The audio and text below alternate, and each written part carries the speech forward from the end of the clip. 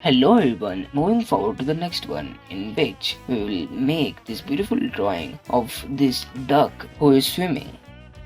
Moving ahead to the next one, in which we will learn how to make one of our favorite cartoon of a Pokemon who is Pikachu with his big ears and beautiful body with big shiny eyes, and completed by following the steps as shown.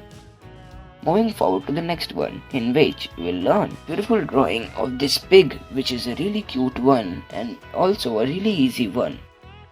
Moving ahead to the next one, in which we will make this easy drawing of this beautiful dog who has hearts on his eyes, and completed by following the steps and making them as shown by coloring his eyes and face. Moving forward to the next one, in which we'll make this beautiful one by following the steps. We'll create this beautiful animal who has big ears and puffy body.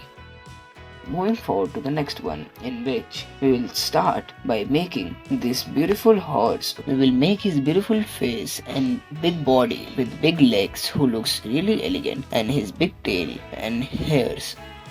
Moving forward to the next one, in which we will make a bow tie first for the start, and then we will place the bow tie on the cat's head, which we are learning to make. Thank you for watching the video.